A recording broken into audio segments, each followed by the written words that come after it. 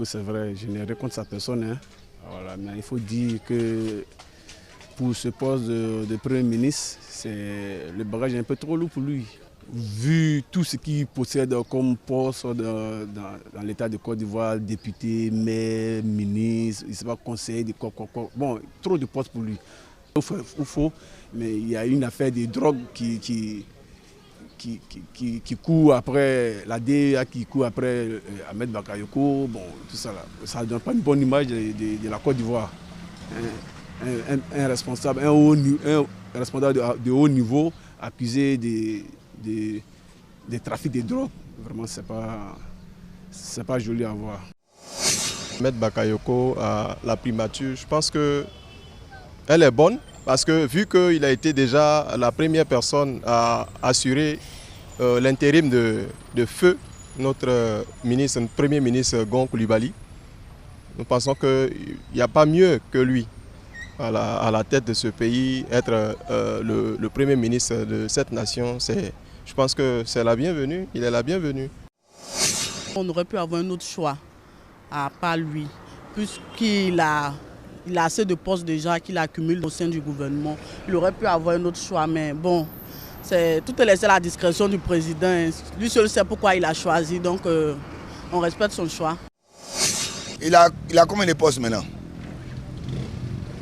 Hein? Il est ministre d'État, il est maire, il est député, il a trop de postes. Quand tu veux être Premier ministre, il faut démissionner aussi. Ça me réjouit, dans la mesure où Ahmed, c'est quelqu'un qui a fait ses preuves. Il a été meilleur ministre. Si aujourd'hui il est promu au poste de Premier ministre, voilà, c'est tout à son honneur. Voilà.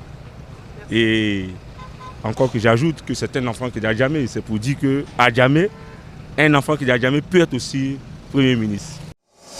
Moi, je pense que tout ça, pour Ahmed Bakayoko, tout ça c'est inutile. Hein?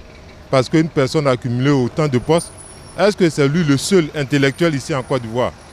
Il y a encore des gens, mais je ne comprends pas pourquoi le président lui a accordé encore ce poste-là. Hein? Il pouvait nommer quelqu'un d'autre, outre que Ahmed Bakayoko.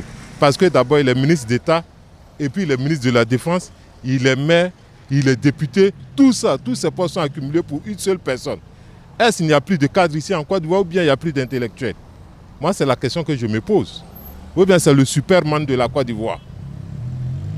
Parce que tous ces gens en Côte d'Ivoire, tous ces cadres-là, travaillent pour le pays. Ahmed Bakayoko n'est pas supérieur à tous ceux-là. Donc je pensais que le président allait donner ce poste-là au moins à un doyen pour encore réconcilier les Ivoiriens. La nomination de M. Ahmed Bakayoko au poste de Premier ministre, moi ça ne m'étonne pas. Parce que les nominations se font sur la base de confiance et de compétences également. Il est, je crois, député de Séguéla, c'est sur la base de compétences que le peuple l'a élu là-bas. Il est maire à Bobo, c'est aussi sur la base de sa compétence qu'il est élu. Donc il a été élu à Bobo. Donc être nommé Premier ministre, je crois aussi c'est sa compétence qui a valu. Donc je suis satisfait de sa nomination. Pour quelqu'un qui occupe plusieurs postes, il ne devrait pas être aussi nominé Premier ministre. Parce que c'est un poste vraiment stratégique. Je pense qu'il est bon au poste de ministre de la Défense. Parce que là, avec Ahmed Bakayoko au poste de ministre de la Défense, nous avons vu les forces de l'ordre se sont démenées pour maintenir l'ordre en Côte d'Ivoire. Et je pense que Patrick Achi est un bon candidat pour être Premier ministre, vu qu'il occupe le poste de secrétaire général à la primature. Le poste que feu Amadou Gon Coulibaly avait occupé. C'est un poste tellement stratégique. Et je pense que si le président a eu confiance à Patrick Achi en ce poste, il peut avoir aussi confiance en lui pour le nominer Premier ministre.